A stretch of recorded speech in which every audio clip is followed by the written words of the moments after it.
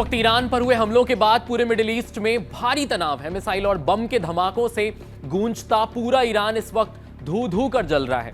ऐसे में खबर यह आ रही है कि बहुत सारे भारतीय लोग इस वक्त मिडिल ईस्ट में फंसे हुए हैं। मिडिल ईस्ट में इस वक्त अमेरिका और इजराइल की ओर से ईरान पर बड़े पैमाने पर हमलों ने पूरे क्षेत्र को युद्ध की चपेट में ला दिया है। इन हमलों में ईरान के राष्ट्रपति भवन सहित कई सैन्य और सरकारी ठिकानों को निशाना बनाया गया है, जिसमें ईरान के प्रमुख नेता खामनेई की मौत हो गई है और उसके बाद से हालात पूरी तरीके से बेहद तनावपूर्ण है। और इसके बाद ईरान ने भी तुरंत जवाबी कार्रवाई की और इजराइल पर मिसाइलों की बौछार कर दी है और खुद को जंग के लिए खुला छोड़ दिया है। इसके अलावा ईरान के उन खाड़ी देशों को भी निशाना बना लिया गया है जहां अमेरिकी सेना के बेस मौजूद हैं। फिलहाल इसका असर अब खेल की दुनिया पर देखने को मिल रहा है। आपको बता दें कि ईरान और इजराइल के युद्ध के बीच भारत की स्टार बैडमिंटन प्लेयर और ओलंपिक प्लेयर पदक विजेता पीवी सिंधु दुबई एयरपोर्ट पर फंसी हुई हैं। पीवी सिंधु ने बीते दिन दुबई एयरपोर्ट पर फंसे होने की जानकारी दी थी, जिसमें पीवी सिंधु ने अपने आसपास के खौफनाक मंजर के बारे में बताया था।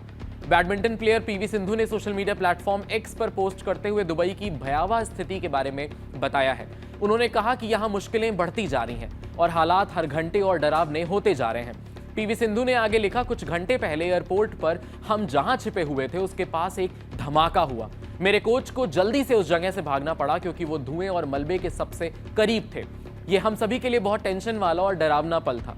फिलहाल पीवी सिंधु ने अपनी सुरक्षा को लेकर जानकारी देते हुए ये भी कहा कि हम सब अब सुरक्षित हैं और दुबई एयरपोर्ट के स्टाफ और दुबई अथॉरिटीज की लगातार कोशिशों की वजह से हमें सुरक्षित जगह पर ले जाया गया है। दुबई में इंडियन हाई कमीशन को भी उनके जबरदस्त सपोर्ट और हमें सुरक्षित रखने में लगातार मदद के लिए उन्होंने उनका खास धन्यवाद किया है। इसी बीच में मिडिल ईस्ट में Indian senior mains national basketball team फिलहाल कतर के दोहा में फंसी हुई है। वो फीबा बास्केटबॉल वर्ल्ड कप 2027 के एशियाई क्वालिफायर में हिस्सा लेने गई थी।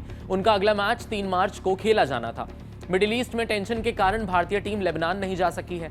टीम ने हाल ही में कतर के खिलाफ अपना मैच लुसेल मल्टीपर्पज हॉल में पूरा किया था, जिसमें उन्हें हार का सामना करना पड़ा। आपको बता दें कि मैच के बाद टीम होटल में चेकआउट कर एयरपोर्ट की ओर जा रही थी ताकि लेबनान के लिए उड़ान भर सके, लेकिन उड़ानों के रद्द होने से आगे की यात्रा रुक गई है। Basketball federation of India BFI ने आधिकारिक बयान जारी कर पुष्टि की है कि टीम और साथ लाए सभी सुरक्षित अधिकारी सुरक्षित आवास पर दोहा में ठहरे हुए हैं। वहीं अगला मामला बांग्लादेश के अनुभवी विकेटकीपर बल्लेबाज मुशफिकुर रहीम ईरान पर अमेरिका के हमलों के कारण हवाई सेवाएं बाधित होने से उम्रा यात्रा से लौटते समय वो जेद्दा में फंस गए हैं। इन सैन्य हमलों के कारण खाड़ी क्षेत्र में हवाई सेवा बंद हो गई है और अमीरात और एयर इंडिया सहित कई उड़ानें बाधित हुई हैं।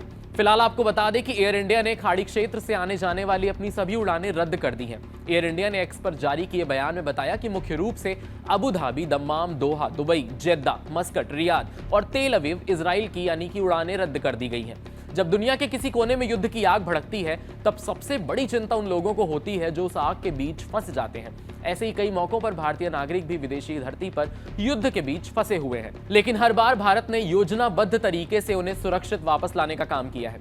2014 में इराक के तिक्रित शहर में 46 भारतीय नर्सें आईएसआईएस के कब्जे वाले क्षेत्र में फंस गई थीं। हालात बेहद खतरनाक थे और लगातार डर का माहौल बना हुआ था। भारत सरकार ने तुरंत क्राइसिस मैनेजमेंट किया और इराकी प्रशासन और स्थानीय अधिकारियों से संपर्क बनाए रखा और कूटनीतिक बातचीत के जरिए सुरक्षित रास्ता सुनिश्चित किया गया। जमीनी स्तर पर बातचीत हुई, खुफिया जानकारी और स्टेप बाय स्टेप प्लानिंग की गई। बनाकर इन सभी नर्सों को सुरक्षित वापस भारत लाया गया। 1990 में जब सद्दाम हुसैन ने कुवैत पर हमला किया तब लगभग 1,70,000 भारतीय वहां फंस गए थे। ये इतिहास का सबसे बड़ा सिविलियन इवैक्यूएशन ऑपरेशन माना जाता है। भारत ने तुरंत कंट्रोल रूम बनाया, दूतावासों को एक्टिव किया और नागरिक उड्डयन के माध्यम से बेहतर विशेष उड़ानें लगातार चलाई गईं। लोगों को सुरक्षित स्थानों तक पहुंचाया गया और इंपॉर्टेंट डॉक्यूमेंट्स तैयार करने को कहा गया। हवाई मार्ग की अनुमति लेने के लिए एक सुव्यवस्थित प्लानिंग बनाई गई। इसी रणनीतिक प्रयास से हजारों भारतीयों को सुरक्षित स्वदेश लाया गया।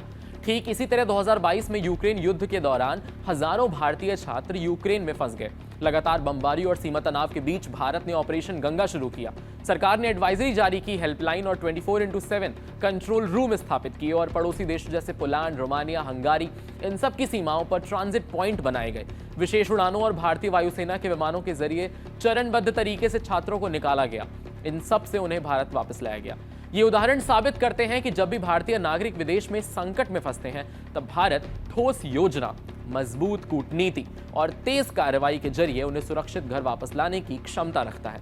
अब अगर आज के माहौल के हिसाब से देखें तो अगर किसी विदेशी धरती पर युद्ध छिड़ता है और हालात बेकाबू हो जाते हैं, तब भारतीय वायुसेना और सेना की दूसरी टुकड़ी तुरंत इवैक्यूएशन मोड में आ जाती है।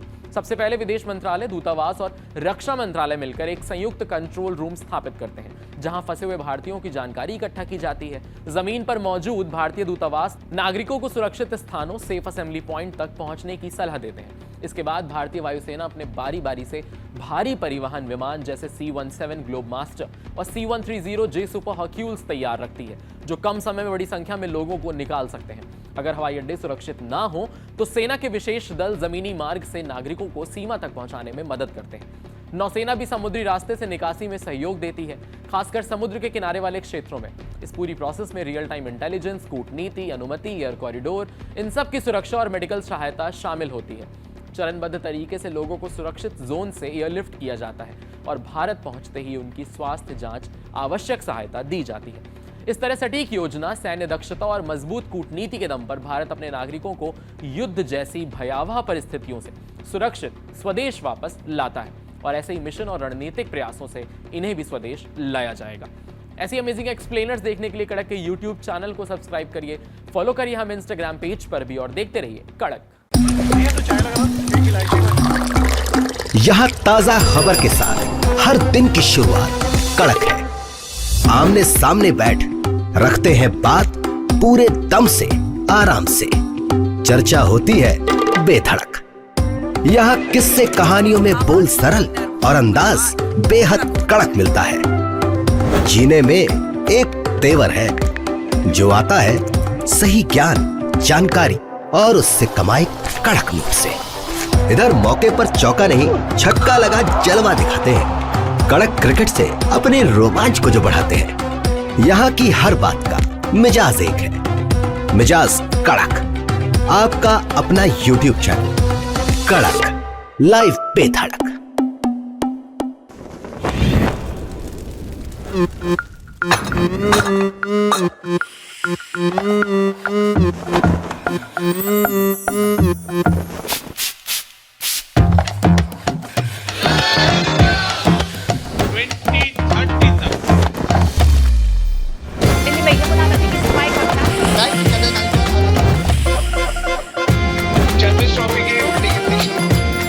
ये कड़क है।